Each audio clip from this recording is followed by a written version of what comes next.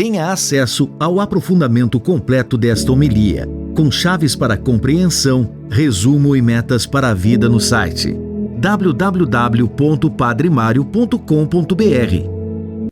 Irmãos e irmãs, a palavra de Deus hoje nos fala de uma criança que precisa ser amadurecida, uma criança que precisa ser superada, e essa criança está dentro de nós.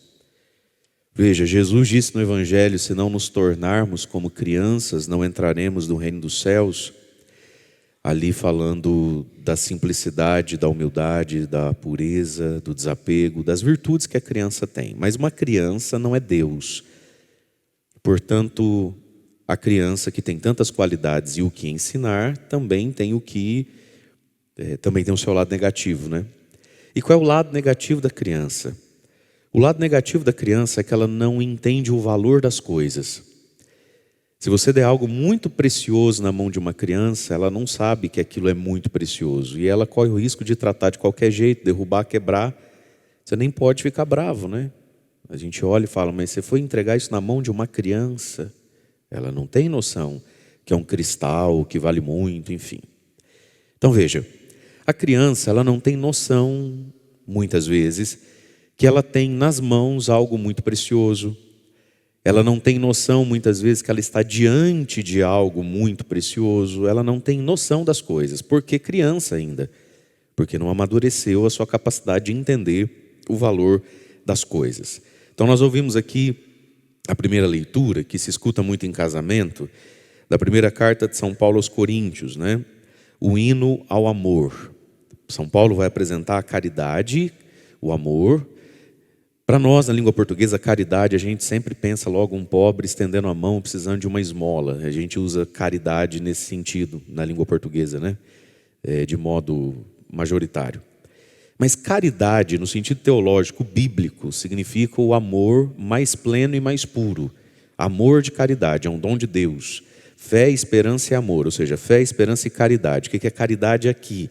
É o amor a Deus sobre todas as coisas, com a capacidade de amar o próximo, né, como a si mesmo. Então o nome disso é caridade, o amor de caridade, que a gente usa inclusive com o próprio Deus. Então nós temos escutado essa primeira leitura da carta de São Paulo aos Coríntios, onde ele vai fazendo os puxões de orelha dele na comunidade aos Coríntios, né?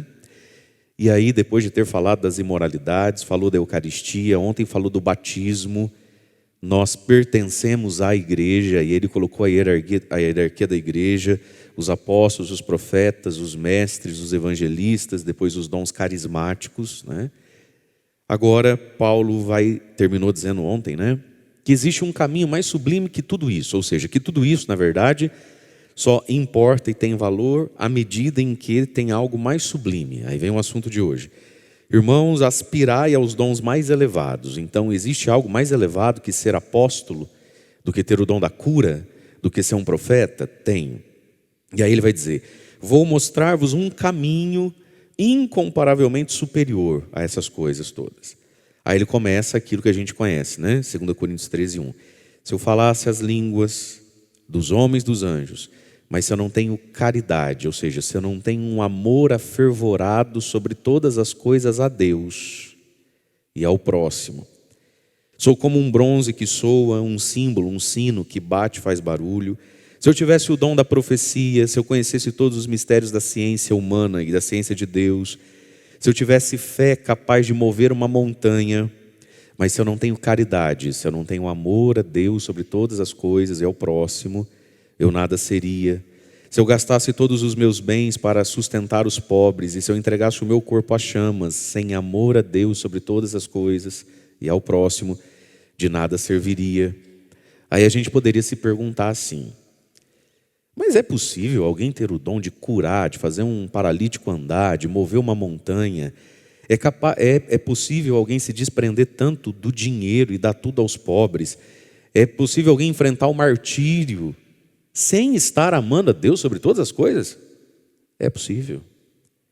Porque tem algo dentro de nós, meus irmãos, chamado ego, chamado vaidade. É possível viver como um santo sendo um demônio. Porque eu posso viver como um santo não para Deus, nem para o próximo. Vivo como um santo para mim. Para a minha vaidade pessoal, né? para a minha autojustificação diante de Deus, para que você me bajule. Você sabe que o ser humano, quando ele vai aprendendo a se amar, ele vai ficando bastante sábio, inclusive. Quem se ama de verdade não tem problema com cigarro, com bebida, com droga. Quem se ama de verdade não sai fazendo tanto de conta e compra que você faz devendo já para os outros, vai fazer mais uma. Quem se ama, come bem, dorme cedo. Não é verdade? Esse lado estoico da vida não necessariamente é para Deus, é para o próximo. E Deus concede, irmãos e irmãs, e São Paulo está falando aqui, esse texto justamente nesse lugar aos Coríntios, depois de ter falado da lista dos dons e dos carismas do Espírito Santo. Veja, para que Deus dá um carisma? Um carisma, pessoas recebem carismas, tem gente que tem o dom da cura, e é possível ser usado no carisma, exercitar o carisma, estando em pecado gravíssimo, né? Então muitas vezes a gente associa poderes espirituais a uma santidade de vida, e isso não necessariamente é assim. Jesus falou no Evangelho: no último dia muitos me dirão, Senhor, em teu nome eu curei, libertei, preguei, exorcizei. Afastai-vos de mim, eu nem sei quem você é. Por quê? O carisma é dado para a edificação do corpo de Cristo, que é a igreja. Não é dado porque a pessoa mereceu. Nem é conservado porque a pessoa está merecendo. Não pense você que o pecado tira o carisma da pessoa. Não tira. Imaginou você chegar aqui na missa, né? Deus me deu o carisma de pregar, eu sei o que fazer com a palavra. Se eu não fosse padre, eu era o quê? Eu era vendedor. Aí você chega aqui e eu começo, irmã, mamãos, em nome do papai, do filho. Você fala, o padre aprontou. O trágico, meus irmãos, é que se eu aprontar, eu chego aqui com a mesma lábia.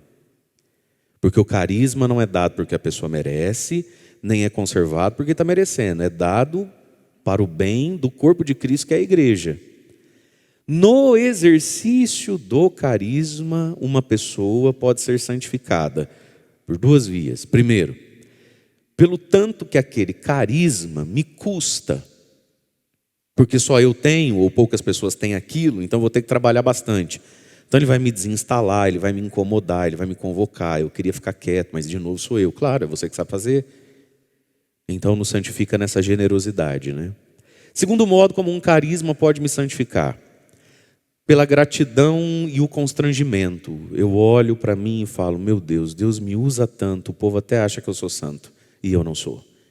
E isso precisa me quebrantar por dentro, me quebrar por dentro. E aí isso me move na busca da caridade, do amor a Deus sobre todas as coisas, e do próximo como a mim mesmo. E por óbvio eu não vou conseguir amar a Deus sobre todas as coisas, nem ao próximo, a despeito e sem o uso do carisma que Deus me deu. E aí, meus irmãos, isso vale para qualquer tipo de carisma, dos mais espirituais e portentosos aos mais simples e comuns. O carisma do serviço, o carisma da generosidade, o carisma de administrar coisas, organizar coisas. O carisma, Deus colocou em nós capacidades. Algumas são muito espirituais mesmo, outras nem parecem tanto, mas podem ser para essa finalidade, a finalidade da evangelização. Então, respondida essa pergunta, vamos olhar aqui. Então, São Paulo está dizendo, eu posso fazer essas coisas extravagantes, extraordinárias, portentosas, né? Eu posso exercitar carismas e não fazer isso por amor a Deus nem ao próximo.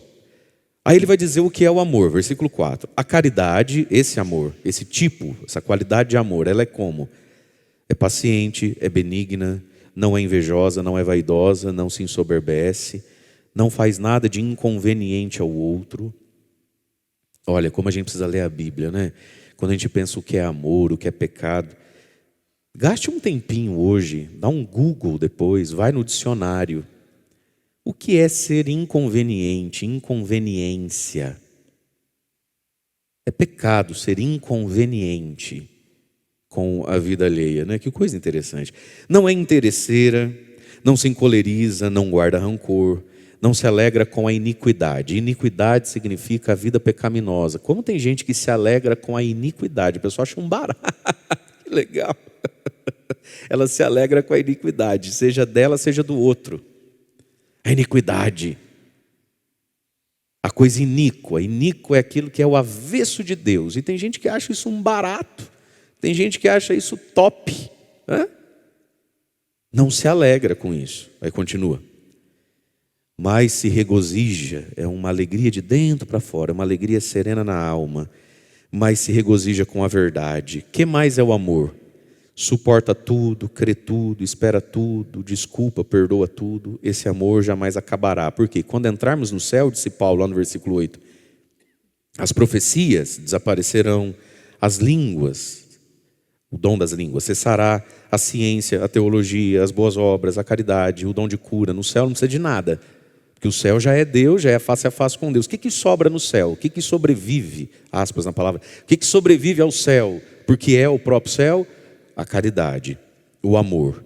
Bom, São Paulo colocou tudo isso aqui para nós, porque sim, meus irmãos, é possível ser espiritualmente poderoso, produtivo, humanamente produtivo, inclusive no reino de Deus, e fazer tudo isso sem nenhum pingo de paciência, benignidade, sendo invejoso, vaidoso, soberbo, sendo muito inconveniente, sendo muito interesseiro, cheio de cólera, guardando o rancor dos outros. É ou não é a fotografia do nosso coração? É ou não é a fotografia da gente em muitas coisas boas que a gente faz, se fosse nos fotografar por dentro, não por fora?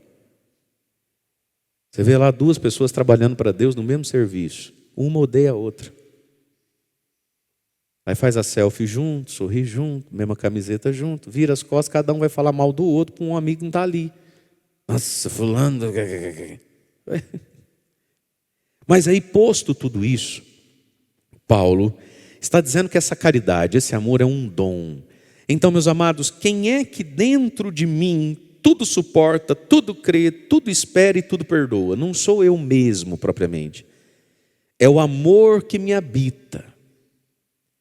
E esse amor que me habita é Jesus. Jesus mora em nós, através da ação do Espírito Santo. Então veja, você e eu, por nós mesmos, nós não suportamos tudo. Nós não cremos firmemente o tempo todo. Nós não esperamos, a gente desespera de nós, do outro, da vida. A gente não perdoa tudo, não. Você perdoa tudo? Ninguém perdoa tudo. Quem é que está perdoando tudo e esperando tudo dentro de mim? O Cristo que me habita. Como é que Ele me habita? Preciso estar em estado de graça. 2, como é que Ele me habita? Pela Eucaristia. Quem come a minha carne permanece em mim e eu nele. Eu sou a videira, vós os ramos. Sem mim nada podeis fazer. Portanto, meus irmãos, a gente experimenta a nossa humanidade. A gente experimenta que a gente não aguenta mais ter fé. Eu não aguento mais rezar. Até quando eu vou esperar você amadurecer, criar juízo nessa cabeça? Eu vou ter que perdoar de novo. Quando eu acho que vai acertar, firmar o pé, a miséria me faz tudo de novo. Quem é que em mim vai esperar, perdoar e amar você? Eu tenho limite. Eu tenho coleguismo para te dar. Você vota em quem eu voto, é palmeirense igual eu sou, não pisa no meu calo. Seremos grandes colegas. É isso. Isso vale para casamento. Novinho, novinha, magrinho, magrinha, cinturinha, cinturinha, tudo durinho. Sim ou não? Sua mãe é um amor de sogra, seu irmão é um cunhado legal, torce pro time que eu torço, votou em quem eu votou. A gente tem até assunto para fazer um espetinho ali domingo. Mas isso tem limite, não tem? Então, meus queridos, nós precisamos de Jesus em nós. Por quê? Porque você e eu, muitas vezes, não estamos suportando mais. E porque eu não estou suportando mais, as coisas mudam? Nada, elas continuam ali, se brincar fica mais pesado ainda. E como é que faz? Acabou em mim o suportamento. Mas ainda tem coisa a ser suportada. O que faz agora? Acabou em mim a crença, eu não consigo mais crer. Mas porque eu não consigo mais crer, as dúvidas desaparecem, tudo se responde, é do meu jeito? Nada, é aí que fica mais difícil. Então acabou a crença natural em mim. O ser humano ele tem uma capacidade natural de crer. Você acha que todo mundo que anda de avião Porque ele tem uma fé sobrenatural, xandararacan. Não, é uma fé humana. Você faz contas humanas e tem fé. Que o avião não cai, só cai a cada dia que cai tinha que cair mesmo. Bora, gente, é mais rápido que de carro, entra logo nesse negócio. Não é assim? Você acha que todo mundo que deita na mesa de cirurgia para tomar uma anestesia geral e o médico vai abrir o peito dele, vai abrir o estômago, as tripas dele, vai tirar um órgão para botar outro. A pessoa faz isso porque ela tem uma fé assim, porque ela fez faculdade de teologia? Claro que não, é uma fé muito humana. Só que chega uma hora que a fé humana acaba, mas a vida não acabou. E aí, como é que faz agora? A gente não aguenta mais esperar, paciência tem limite, verdade ou não é? Minha paciência já acabou, eu não aguento mais esperar por você. Mas porque eu não aguento mais esperar, então você muda. Puf, não, você continua a mesma coisa teimosa de sempre. Desculpa, tem Bíblia que coloca perdoa tudo, né? Eu já gastei todos os meus perdões com você, 70 vezes 7, eu estava fazendo as contas, já gastei 490 vezes perdão com você, mas você ainda vai precisar de mais uns 100 perdão ainda, porque você é devagar, cresce devagar, e aí? Porque acabou o meu perdão, você nunca mais me fere? Quem é que em nós suporta, crê e espere desculpa? Jesus Cristo. Jesus que está na Eucaristia, nós precisamos ser habitados, meus irmãos. É Ele que, quando comungamos, deixa em nós a desculpa, a fé, a esperança, o perdão e a paciência. Tudo aquilo que eu não tenho, Jesus Cristo tem. E aí cada um vai medindo a própria vida e vendo se o tanto que você reza é o suficiente para a vida que você tem que levar. Esse é um ponto da vida, né? As pessoas gostam mesmo é de reclamar e achar culpado. Reclamar, achar culpado e esperar que algo caia do céu. Vim buscar na fonte, amigo. Convida para você ver. Então, o que não temos, Jesus tem. É Ele em mim que está suportando, esperando e crendo. Aí você olha, às vezes você fala assim, nossa, eu não sei como é que você aguenta. É que não sou eu que aguento. É Jesus dentro de mim que está aguentando. Não é Paulo que vai dizer, já não sou eu que vivo, é Cristo que vive em mim? Mas nós preferimos apostar em remédio, nós preferimos apostar em desabafo por áudio de 8 minutos no WhatsApp. Você tem na sua vida esse tipo de gente que te manda áudio de 8 minutos? 12, 15? Esses dias eu recebi um áudio de 8, um áudio de 5, um áudio de 12 e um áudio de 4. Tudo da mesma pessoa, não foi de pessoa diferente não. Mas esse valeu a pena, foi para contar uns testemunhos, umas conversões, umas coisas bonitas. Tem gente que tem uma história que vale a pena, né? Mas meu irmão, a gente fica apostando em... Por que a gente não aposta em Jesus? Tudo que eu não tenho, Jesus tem. E quando eu comungo, Ele deixa em mim. Claro, se eu entendo que estou comungando, né? Porque às vezes, meus irmãos, a gente recebe a Eucaristia, mas não comunga.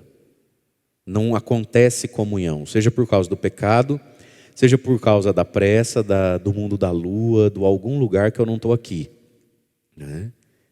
E como é que Jesus em mim vai suportando, crendo, esperando e desculpando tudo? Pela Eucaristia, mas também pela metanoia. Fala comigo, metanoia. Quem está acordado ainda? Ela lá não, ajuda, mas a maioria está. Pela metanoia. O que é metanoia? Metanoia não é um remédio que você toma. Metanoia é a palavra que a gente traduz por conversão, que significa mudança de mentalidade. Por que é que muitas vezes está tão difícil suportar, crer, esperar e desculpar? Está difícil, não só porque a coisa em si é difícil. Está difícil porque a minha mente dificulta o que já não é fácil. É o meu jeito de pensar as coisas. É o meu jeito de crer as coisas. Portanto, meus irmãos, quando a gente recebe a Eucaristia, mas também sempre e nunca sem deixar de receber o Evangelho, a palavra de Deus, nós vamos suportando, esperando, desculpando e crendo melhor. Mas aí a pessoa não tem tempo para ouvir o Evangelho todo dia, a vida dela é uma correria. Por que você não teve tempo? Por que não tem tempo? Porque passa o dia inteiro ouvindo tudo aquilo que não é Evangelho. Evangelion significa boas novas, boa notícia, notícia boa, certo? A grande maioria de nós, acabando essa missa, eu não sei que hora você vai dormir hoje, mas você vai dormir lá por 10, 11 da noite, que eu te conheço, meia-noite e pouquinho. Tem gente aqui que vai ficar acordado hoje ainda mais umas 14 horas, 13 horas, certo? Ouvindo o Evangelion.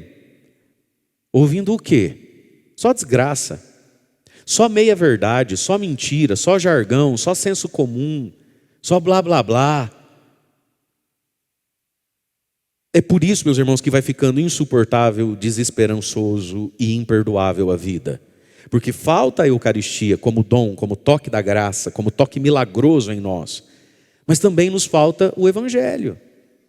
Então, Jesus em mim na Eucaristia, Jesus em mim na palavra. Nós precisamos disso na nossa vida, senão a vida fica insuportável, descrente, desesperançada e indesculpável. Nós precisamos disso. Agora, tudo isso Paulo está colocando, dizendo para que possamos entrar no céu. E só o amor existe no céu. Então é o dom maior e o dom mais perfeito.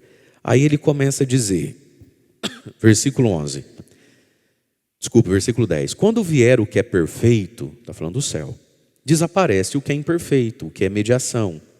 Mas isso aqui é um processo espiritual em nós também. Vai vindo aquilo que é perfeito. Uma paciência perfeita, uma esperança perfeita, uma caridade perfeita. E aí o imperfeito em mim vai desaparecendo, até que a gente esteja pronto para entrar no céu. Muito bem, versículo 11. Aí Paulo diz, quando eu era criança, ó a criança aqui que Jesus falou no Evangelho, vocês são igual criança. Quando eu era criança, falava, pensava, raciocinava como criança. Agora Paulo diz, quando eu me tornei adulto, eu não sou mais uma criança, diz o apóstolo. Eu rejeito o que é próprio de uma criança.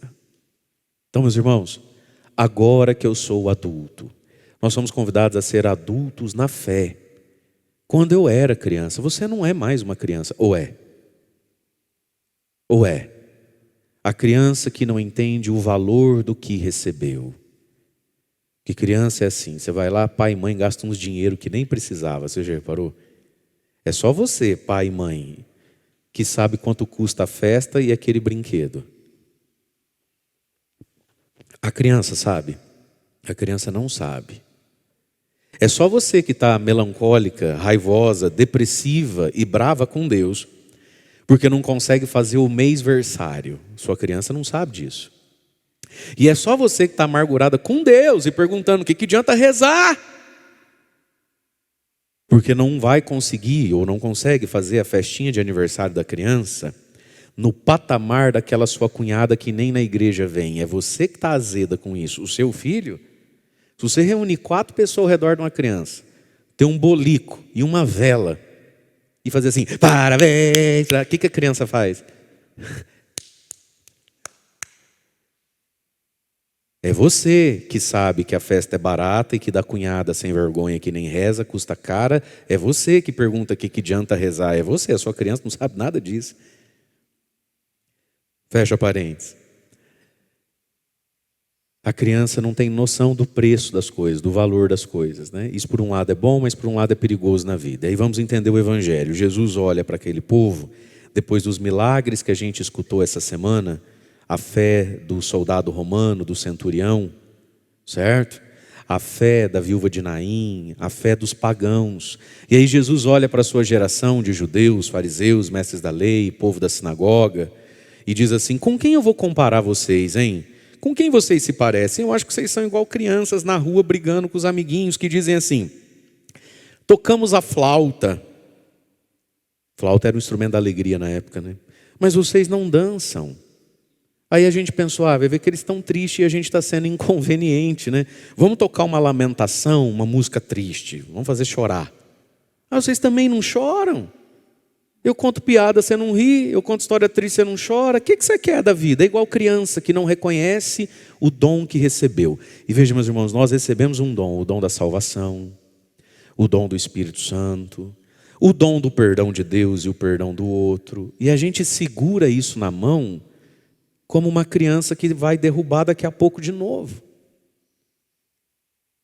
E aí ele continua. Porque veio João Batista. Está perdido, Mário? O que você não acha, Mário? Lucas 7:33 eu estou agora, filho. Isso. Dá nele, Bíblia. Eu vou te perdoar porque você é palmeirense, ainda veio com a camisa do Palmeiras, né? Muito bem. Se não, você ia ver o que ia acontecer. Lucas 7,33. Jesus pega e diz: porque veio João Batista. Jesus sempre se refere, vez em quando, a João Batista, o último dos profetas. João Batista foi profetizado por Malaquias, está lá em Malaquias 3. Aquele que viria preparar os caminhos do Senhor, o profeta de fogo.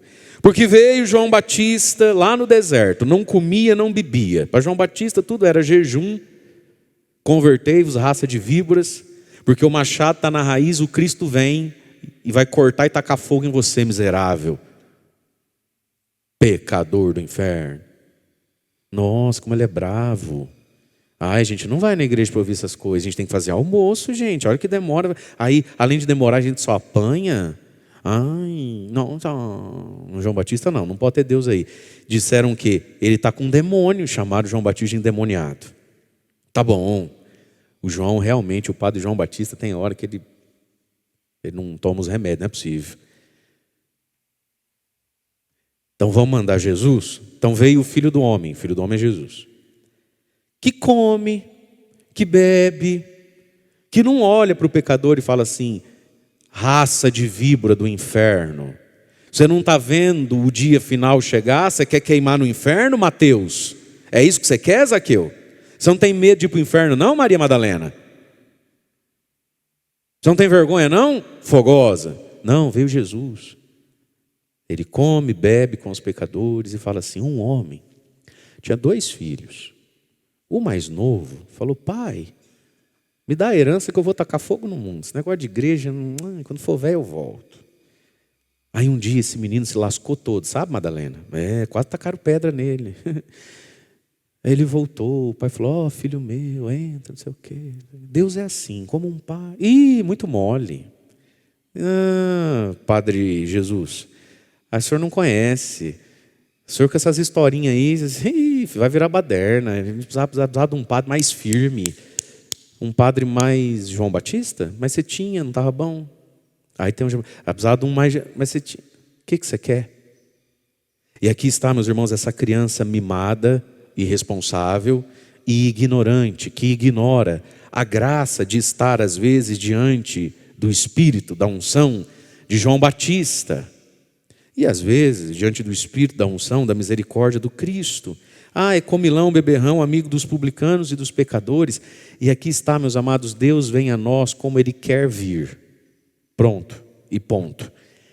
E nós temos que saber dançar a música de Deus. Às vezes Deus toca a flauta para você e para mim. Bênçãos, graças, a vida está andando, as portas vão se abrindo. Dança, a dança da alegria, dança com Deus. Não, a pessoa não corresponde a Deus. Às vezes Deus vem, porque talvez eu esteja precisando, porque Deus quer revelar-se a mim. Ele vem com a lamentação, uma doença, um desemprego, um problema na família, as coisas não estão boas. É ou não é? Eu achei que ia curar, nem curou, ainda aumentou o grau do óculos, o tamanho do caroço. É a lamentação da vida.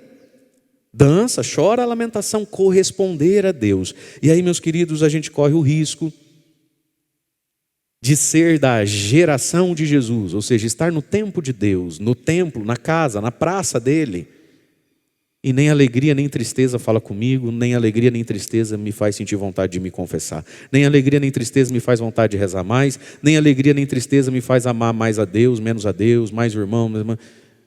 Porque como uma criança eu não entendo o que está acontecendo aqui agora. Isso é um dom do Espírito Santo, discernir os momentos da vida e corresponder à vida. Mas também, não só corresponder, também corresponder, acolher. Porque Deus tem o direito de parar a flauta e começar a lamentação. Ele é Deus. Mas nós temos uma mania de que quando Deus troca a música, a gente reclama, chora, desespera, e não é assim a vida. Deus fala através do que quer falar. E às vezes, meus amados, nós temos e amamos, temos tão perto de nós pessoas que são verdadeiras crianças. Não porque puras, inocentes, boas, alegres, generosas, não. Porque irresponsáveis e indiferentes. Nós vivemos isso como sociedade, como igreja, né, de modo mais assim, no olhar de todos, nesse tempo de pandemia que passou um tempo atrás. Quantas pessoas apostaram suas fichas na pandemia, foi ou não foi? Quanto que eu ouvi disso? Todo padre ouviu. Ai, padre, reza lá, porque pegou o vírus, não sei o quê, tem que ir para o hospital, não tem vaga, talvez tenha até que entubar. Ai, minha Nossa Senhora, ajuda, padre, eu não quero que morra. Mas reza também, padre. Quem sabe agora, né? Abre o coração para Deus. E quantas pessoas, meu irmão, estavam para morrer, é ou não é? Estava com um pé na cova, o outro no sabonete e já estava garoando, é ou não é? Estava para morrer, ia morrer. Não ia ter a vaga, não ia ter não sei o quê. É ou não é? Aí Jesus, na sua infinita misericórdia, Nossa Senhora, São José, alguém conseguiu lá com Deus chamar o VAR, rever o lance. E voltou atrás, não morreu. Está vivo até hoje. Pergunto, vem na missa? Marcou uma confissão? Dá o dízimo? Ama alguém?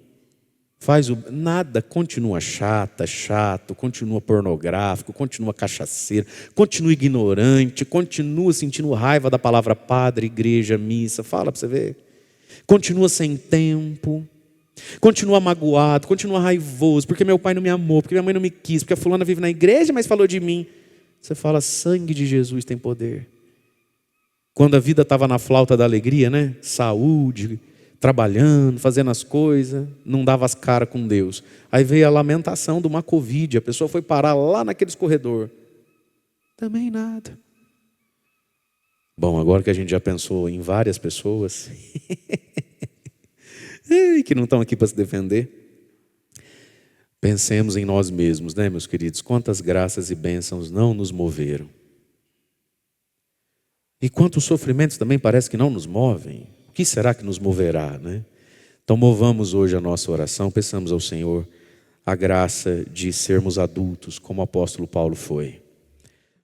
Agora que você já assistiu, você pode ter acesso ao aprofundamento, ensinamentos práticos e as metas para a vida a partir dessa homilia. Acesse www.padremario.com.br.